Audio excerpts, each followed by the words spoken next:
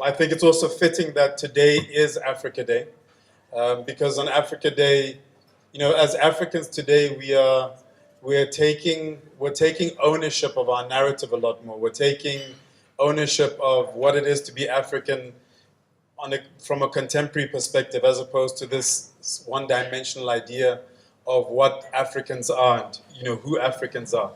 And within the anthology, the artists within that anthology are African, and they are adding their voices to that discussion and that discourse about who we are today. And we often talk about it's important to tell our stories, but I think as important is to ensure that our stories do get out there, because it's one thing to just tell a story, but it's another thing to ensure that those stories are actually heard. Gerald Kraak was central to the vision and establishment of the Other Foundation.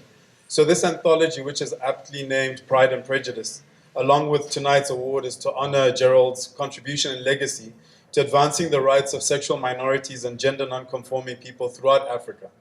And I think it's also important to note it's a celebration of that legacy, but it's also about picking up that mantle and carrying that legacy forward. And the anthology and the awards serves as a great celebration and a great, in a way it's drawing a line in the sand and going from, there's this legacy up to this point, and we're going to pick up and run with it, beyond that line in the sand. But to do this anthology, the Other Foundation partnered with Jacana Media and put out an Africa-wide call for submissions. So the only criteria in terms of submissions was from a content perspective, which was it needed to be able to explore, interrogate, and celebrate the themes of human rights, gender, and sexuality in whichever way the artist or writer felt was appropriate for them. So there was no criteria based on genre, whether it's nonfiction, whether it's poetry, whether it's photography, journalism, essays, etc.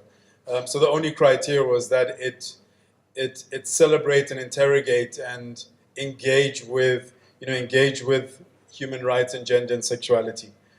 So the final anthology was compiled by Sisonke Msimang, Sylvia Tamali, and Eusebius Makaiza, who were three of Africa's strongest social justice and literary appraisers.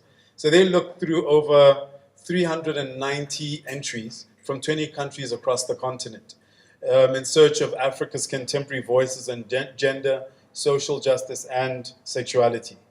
So most importantly, tonight is also a celebration of those entrants, and not just the ones that were selected for the anthology, but I think every single one of those 393 people who submitted. These artists dig deep and bring their whole selves to the work. I was fortunate enough to get a copy of the anthology, and this morning, instead of going to work, I probably spent about an hour just working my way through half of it, and some amazing writing and amazing stories in there. The 13 different pieces that were selected are a testament to a new generation of writers and photographers who seek to reveal a deeper, more complex truth of identity in Africa, because we don't have a single identity. As Africans, I think our identities are as diverse as the number of Africans that exist on the continent and beyond the continent. So the stories in the anthology reveal a desire to fight for what is just and right, and to reject the concept that anyone is less than. I really believe that this idea of otherness, we often use otherness and it's appropriate that the organization is called the Other Foundation, because otherness is not a negative. Otherness is creativity and innovation happens on the edges and on the boundaries, and creativity and innovation often comes from the people who are deemed and labeled other. So for me, that label of otherness is actually a strong positive. So the award that accompanies this anthology is a way of honoring the excellence and beauty contained in the pages. It is a celebration of Africa and what it means to be Africa. So we hope that you're going to continue to eat, you're going to continue to drink, and you're going to continue to enjoy the event. I'd like to ask Samuel Shapiro, who's been the project lead on putting together the anthology for the Other Foundation. So he's been in the trenches in terms of making sure that this tonight happens and the anthology happens and the awards happen. So please welcome Samuel.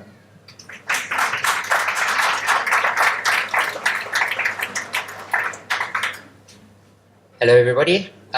First, just start off with saying thank you so much for everybody for coming here. I didn't have the privilege of meeting Gerald personally, but I come from I've worked everywhere that he started. So my path in my life, my career, my activism has all in essence been led by Gerald. And that's exemplified in the Other Foundation, which he played an incredible role in starting. When Gerald passed away, the thought was that we needed to put forward something that could honor him. And you'll see in the anthology the most amazing work that they've produced. So thank you very much for coming. And before I speak for too much, let me hand back to Kojo, and please guys, enjoy the evening.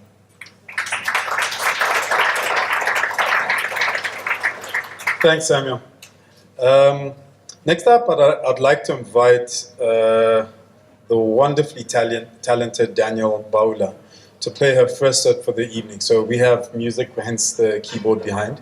And Danielle is a writer and musician. She's been published in places like Mail and Guardian and Elle. She's also a Mandela Rhodes Scholar and a Yali Fellow. So please welcome Danielle.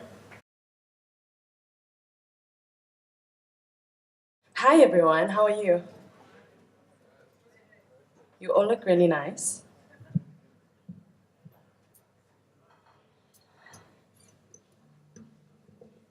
So we're going to start you off with a tiny love song.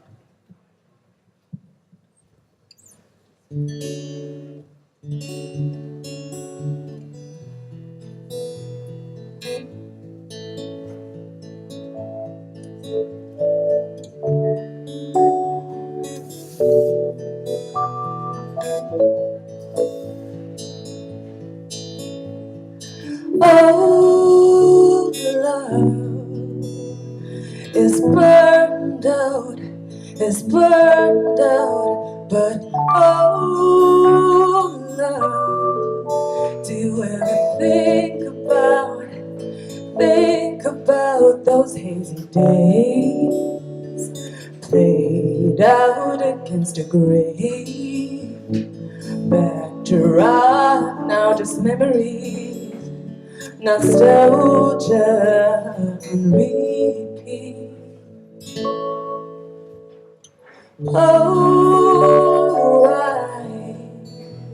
had so much to your skin, no place between us, and no hiding, intoxicating. Lust is never ending.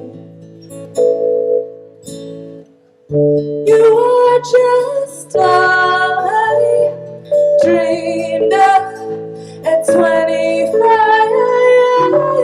I am sober but touched.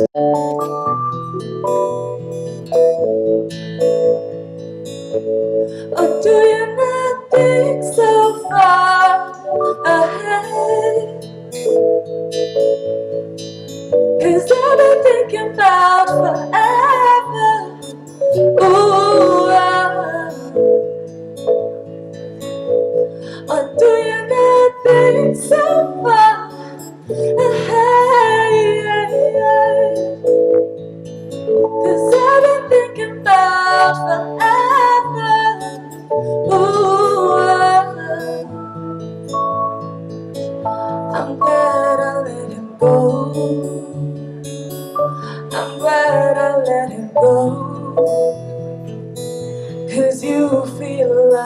home. Yeah, you feel like home. I'm glad I let him go. I'm glad I let him go. 'Cause you feel like home.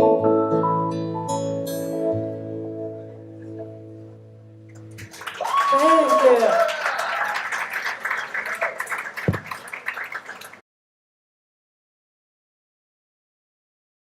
Be hard pressed to find an LGBTI organization that doesn't have Gerald's unique stamp on it. He believed in people's innate ability to rise out of struggle and forge their own paths and tell their own stories, and was very generous with how he helped people go on that journey themselves. There's a long way to go in the struggle for the rights of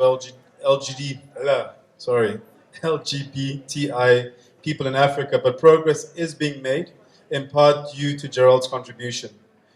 Please join me in listening to the thoughts of two of his friends, Patty MacDonald and Jane Barrett, on who he was and what this anthology would have meant for him. Please just check the video. My most enduring memory of Gerald was just fun that we had with him.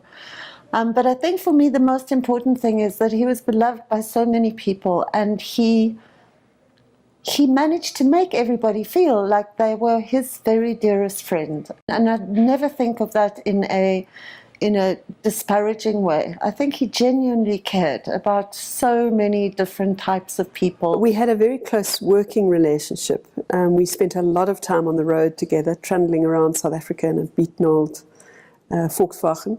After he left the country,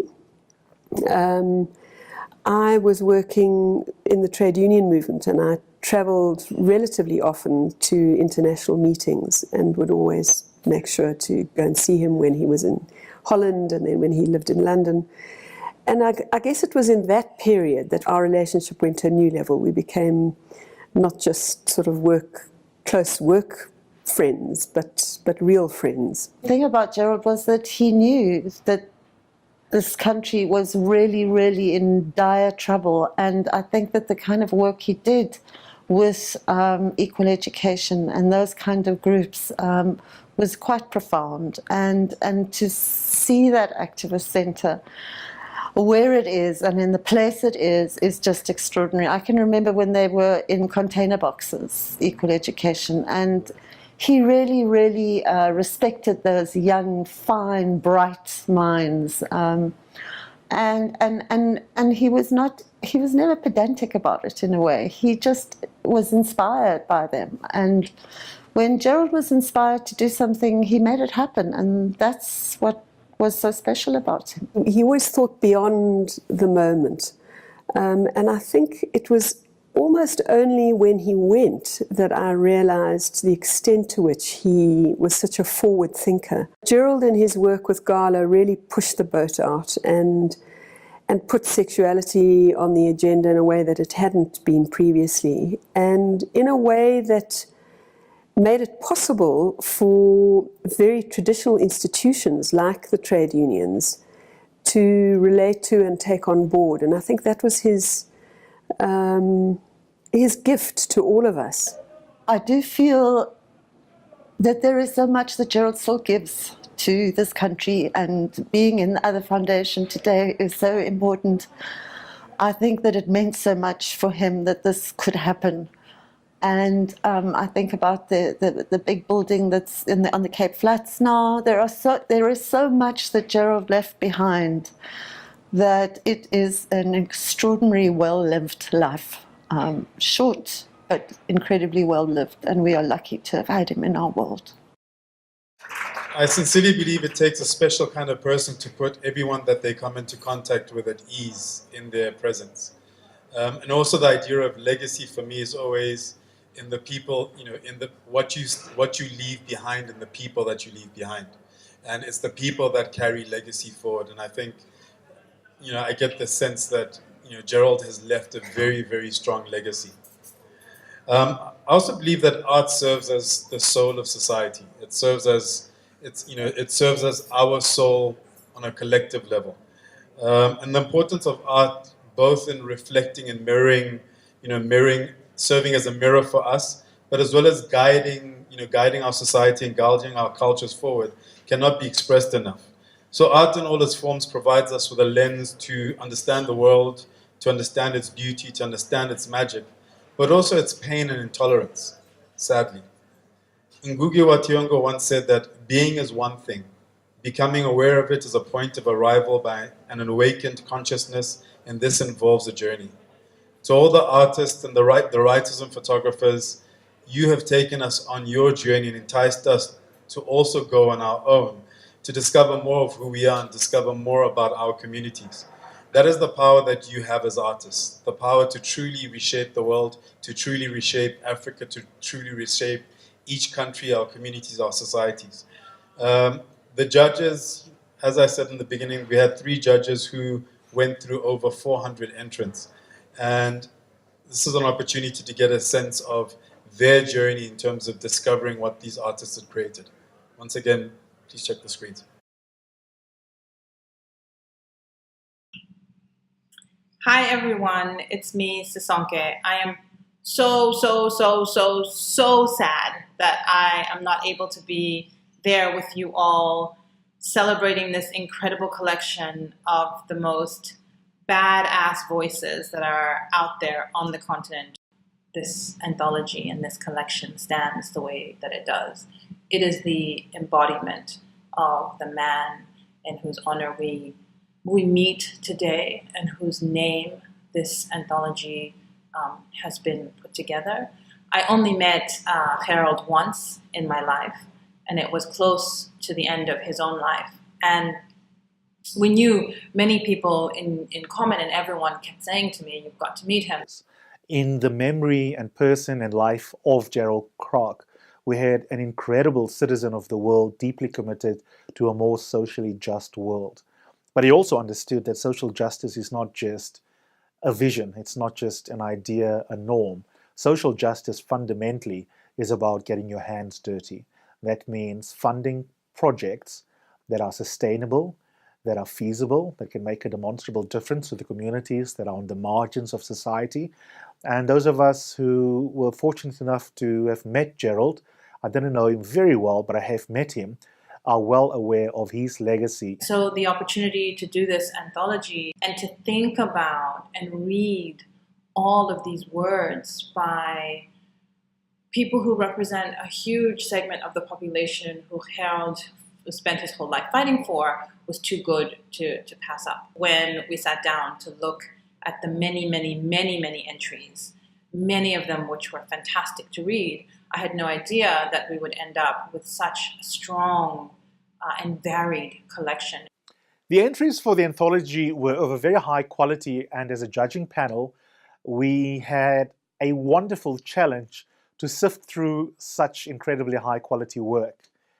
It was a very difficult process for a number of reasons. Some of it, for those who are artists, will be of nerdish interest. Comparing apples with pears. How do you compare an entry of a photographer with someone who is a fiction writer? How do you compare a work of fiction in turn with a piece of journalism that is narrative non-fiction?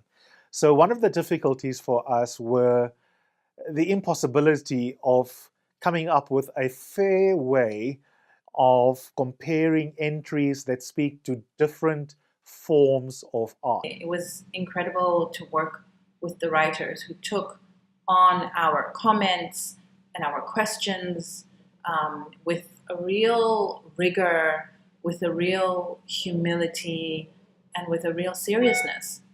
Because ultimately that is what the craft of writing is about. I think the final anthology is one which we are enormously proud of, and which I think is a brilliant first anthology in the memory of someone who cared deeply about questions of injustice, about questions of particularly the LGBTI community's entitlement to be treated with dignity and with equality. And I hope that it will be well received.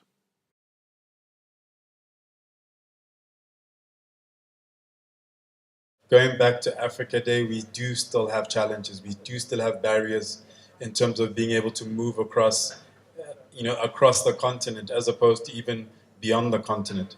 But with that said, we are joined by many of the 13 finalists tonight from all across Africa. The next video will introduce you to these artists, as well as give you a glimpse into who they are and what was then infused into their work.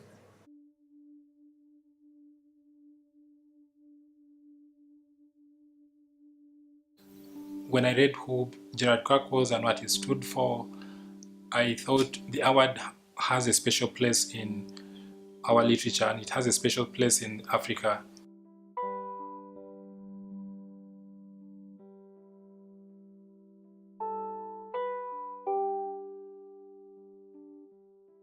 Africa is a place with a lot of voiceless people and a lot of powerless people. If you make art here, you can't help but be political. I think it's very difficult to make art that's apathetic.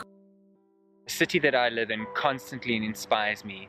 It's a melting pot of cultures that I'm continuously drawing inspiration from. It forces me to engage with my community as well as with myself, and I can't think of anywhere else in the world that I would want to live at this moment in time. I chose to work on this project because I read about the atrocities that were happening to people with albinism in certain parts of the continent, and I really felt compelled to create a project or to create work that would generate conversation around the area.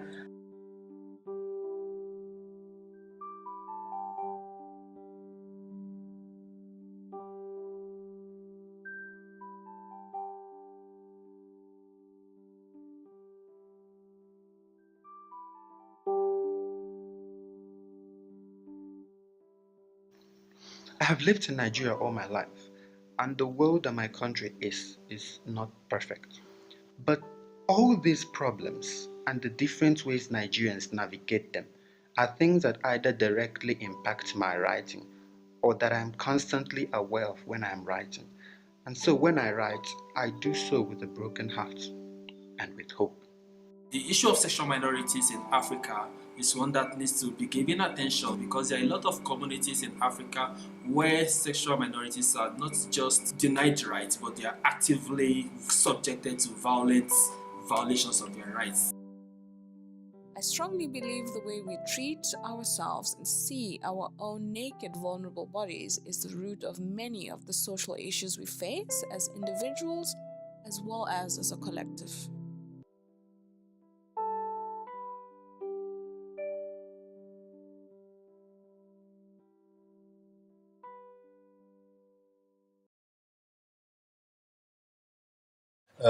So I think I did mention at the beginning there is also an award, and I don't know whether you're anxiously waiting, but I know the finalists are probably very anxiously waiting to find out who the final winner is. And to announce that winner is Sylvia Tamale, who was a judge alongside Eusebia Sensisonke. She's a leading African feminist who teaches law in Uganda. She's published extensively on issues of gender and identity, serving as a visiting professor at various academic institutions globally, as well as serving on several international human rights boards. She's the first female dean at the School of Law at Makerere University. I'm kind of proud to say that my father taught at Makerere University in the early 70s, so I already feel a certain bond with this place. Sylvia holds a Bachelor of Law from Makerere, a Master's in Law from Harvard Law School, and a PhD in Sociology and Feminist Studies from the University of Minnesota. Please welcome Sylvia Tamale.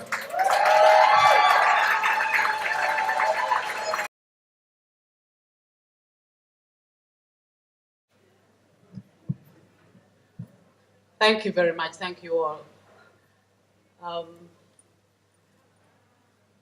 Unlike Sisonke and Eusebius here, I have the privilege to be here in flesh, so the other foundation cannot edit.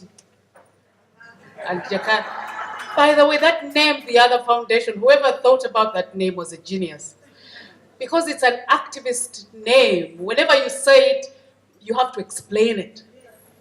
This morning, I rang the reception at Southern Sun, next door where I'm staying, and I asked them, can you please tell me the venue where the other foundation's event is going to be?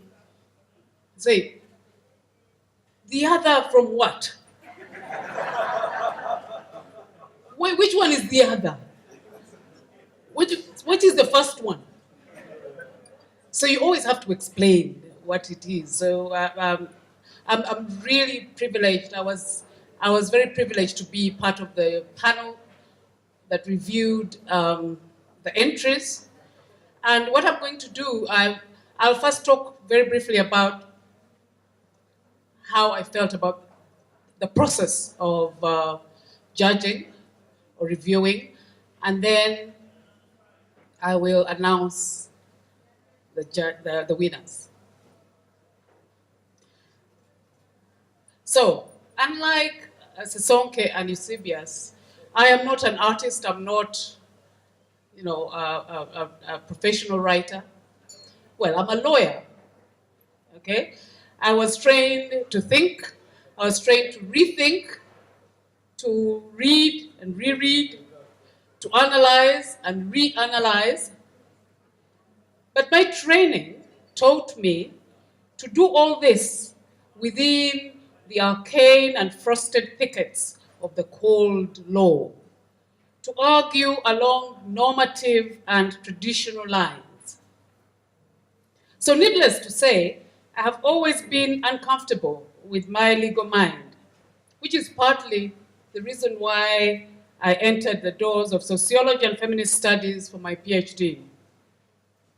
So participating in this process brought out to me in very bold relief what many of you seated around here this evening must have always known and must live every day. The magic and power of woven words, of visual images, that words can sing and dance on pages in very transformative ways, that visual images can speak and echo louder than a million words, that these genres can touch our very core in ways that the distant and cold legalese can never achieve. So I'm also a teacher, as you heard. The lecture room for me is my political platform for transformational change. Experience has taught me that the most effective way to shift students' consciousness in the staid walls of the law lecture rooms is through multidisciplinary approach. One that connects what the students are learning to their lived experiences. The process of reviewing and assessing the rich material which was submitted for the award was invaluable in providing me with ideas and material for my classes. It was so refreshing, so inspiring. It also left me in awe about the striking brilliance and abundant talent on our continent. Ladies and gentlemen, we must tell our own stories. What better way to teach gender and the law, to raise awareness about issues such as gender-based violence, inclusivity, diversity, hate crime, history, and so on, than telling stories, reading poetry, using visual art. Many of you must have listened to the stunning ode that the poet Tony Walsh delivered at the vigil of the Manchester bomb victims 2 days ago. You'll all agree with me, places that are familiar to urban Africans, to slums and neighborhoods we all navigate. The woman in this collection is a stand-in for all of us. She is lesbian. and a gay man. She's a successful woman, a prostitute. She's the embodiment of everything other that does not fit. That is a stranger in the very communities in which we are born. She's also triumphant and unapologetic and awkward and deeply vulnerable, while also continuing to simply be who she is. The choice of purple hair, the color purple as it were, is glorious and dangerous and heartbreaking because it is so singular and brave. We unanimously chose this as our co-winner. We are excited about the conversations this will inspire in an age of Instagram. Thank you very much, Sarah. So Sarah is here. Can you please come?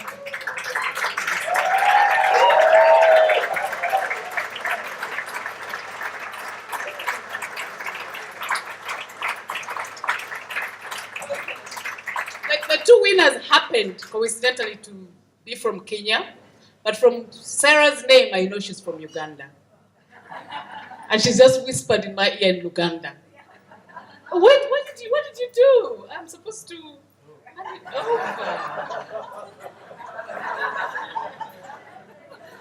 Give it to me, and then okay, photo. Sarah, thank you very much, and congratulations.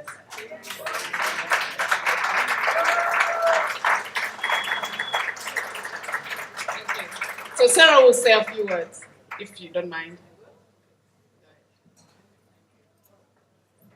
Wow, this is so unexpected. Goodness.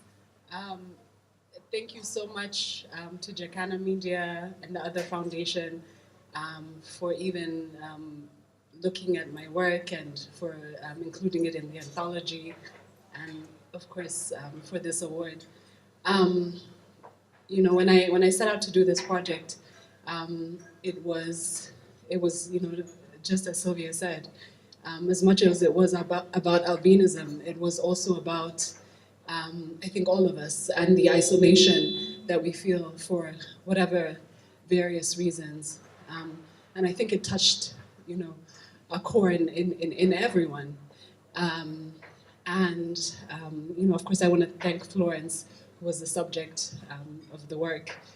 And even as people speak about her purple hair and her strength and her courage, that wasn't an act. That was who she was, and I think that that's what made the work so powerful. Thanks again, and I would just say to all the other people whose work is in the anthology and all the people who submitted their work, to continue to tell our stories, and how powerful it is to continue to tell our stories, to all the writers and photographers and graffiti writers and actresses and singers and all creatives. Just continue to tell your stories.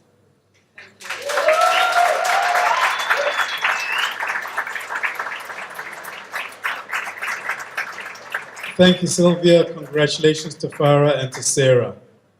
I think Sarah did put it extremely well in terms of, the writing and the artistry and the photography and the anthology was of the highest quality, and not just from the two individuals who won, but every single person that, that had their pieces selected. And these are the voices that we cannot afford not to be heard. So to all the artists, continue to speak out, continue to ensure that your voice is heard. What I actually want to do, I wasn't told to do this, but what I actually want to do is, Sisonke wrote something in the editor's note, which I think is very apt and very appropriate. I edited this anthology, but we wrote this together. And I don't mean the authors and the photographers and poets and journalists and academics whose work you'll find here. When I say we wrote this together, I mean we who are Africans. Those of us who claim the identity that attaches to this continent in ways that are limitless rather than limiting. We wrote this. All of us wrote it. the homophobes and the resistors, the patriarchs and the subversives, the judges and the lawyers. We wrote this. We began to write this book when we challenged the laws that made us criminals for daring to love. We scribbled ourselves into existence when we walked down the street like b-boys, with caps turned backwards, and did not cry when someone screamed lesbian as though it was an epithet. The prologue of this book was written when we began to mourn en masse, whenever women were killed, when we decided to be detectives solving the murders the police would not touch because there's little value attached to a woman's life. The judges who selected the works that ended up in this anthology, and I am proud to have been one, read through hundreds of scores of stories. Much of what we read made us nod our heads and laugh and cry. We read many stories that were similar. Often we felt as though we were reading stories we already knew, and this was good because it reminded us that the book served a need. When the same story is told over and over again, it is because it has not been heard enough times, because the listeners are not listening. You will all get the opportunity to read the rest of that, but I just thought, after Sarah's words in particular, and Sylvia's words, that it was appropriate to share that little piece. So once again, a round of applause for Sarah and Karen.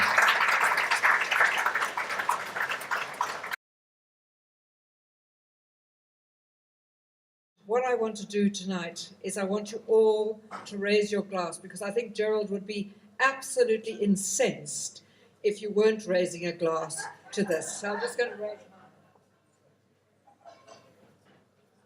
So let's all raise our glasses to Gerald Kraak and say thank you for your vision in making something like this happen. To Gerald.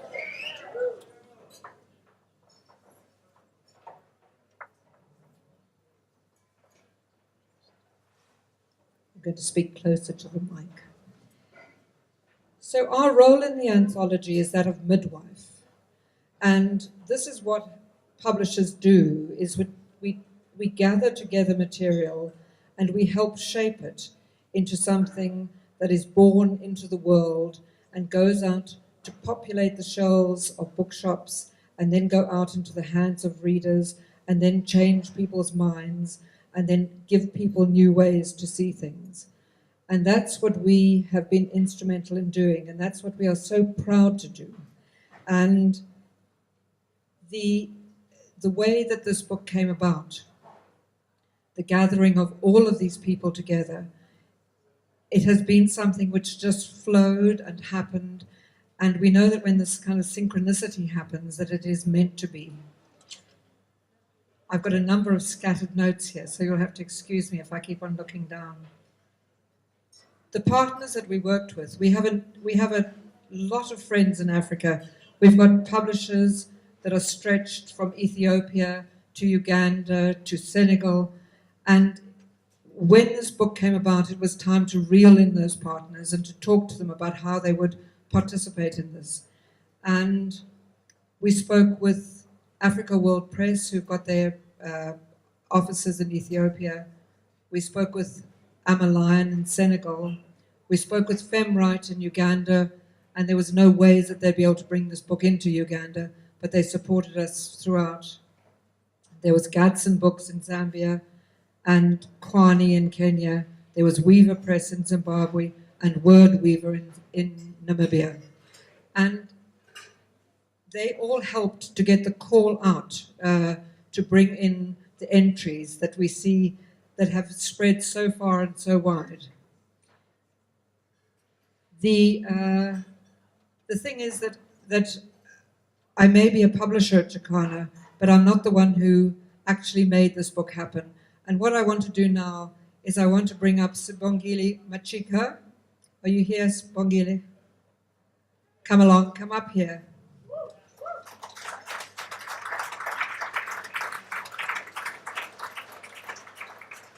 And Clara Skinner. Come on, Clara.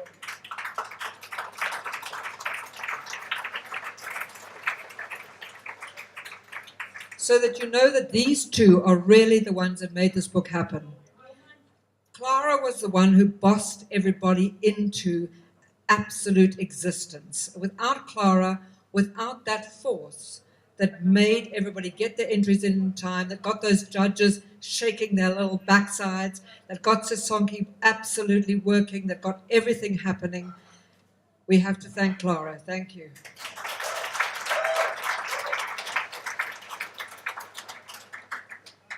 And for the vision behind the book, for the one who really, this is our new publisher, and Jacana is so proud of Spongile.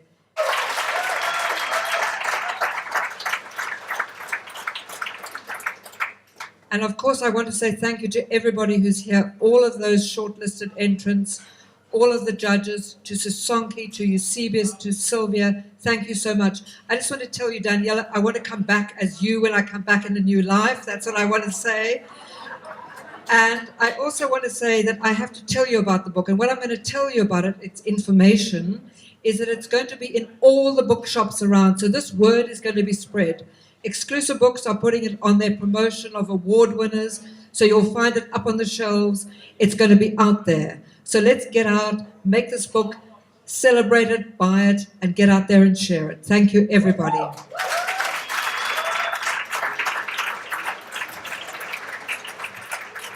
Thank you, Bridget and the team from Jacana. So we're now kind of winding down the formalities. I'd like to thank basically all of you, as well as everyone who helped make this night possible. So a massive round of applause for our finalists and our two winners of the first award and the finalists in the inaugural Gerald Kraak Anthology and award, the Pride and Prejudice. A round of applause for yourselves, please. And as I mentioned earlier, you will all be leaving with a copy of a book. So to keep the word out there, keep the word out at the forefront, ensure that everybody that you know comes to Exclusive Books to buy the book, since you won't be. I'd like to ask Samuel and Andisue to come and give a vote of thanks.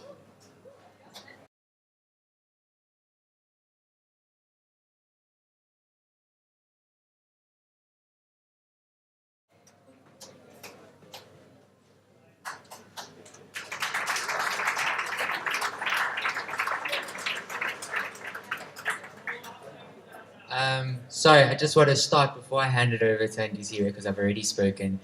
And I want to thank just one person to start off with, and that is Carla Sutherland.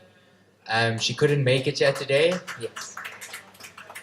Carla was key. Carla was the driving force behind making sure Gerald's work, Gerald's activism carried on into future generations.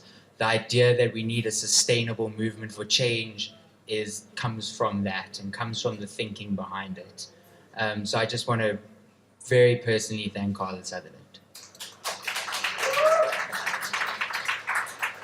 Thank you, Sam. Thank you, Kojo. It's been an absolutely beautiful evening. I walked in here and I thought, beautiful. And each time I said it to the entrance, I meant it when I said their work was absolutely remarkable.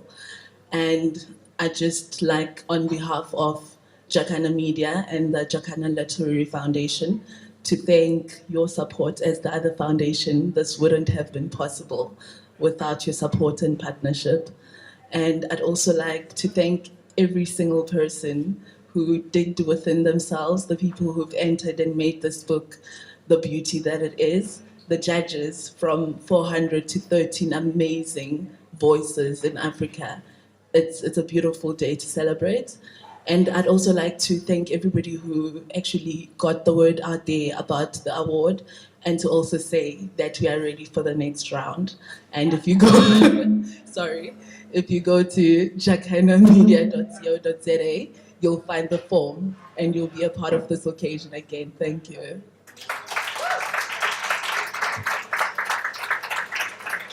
And lastly, just to thank the team at the other foundation for all the work that they've put in, the effort. This has taken a lot of time and planning to put together, and obviously the team at Jacana. I know they've already been thanked, but from the bottom of our hearts, thank you so much, and I look forward to working on future projects over and over and over again. So thank you very much. And just to make sure that everybody knows, when you leave, please make sure that you get your tag cut off and you get a book. Just housekeeping. Thank you very much. We're not sending you home, so please don't leave just yet. We're going to have more wonderful music from Bridget in the next life. So Danielle's going to be coming up and sharing more of a wonderful voice and a wonderful music. There is food, there are drinks, so please enjoy yourselves. And thank you all very much for being a gentle audience. Have a good evening.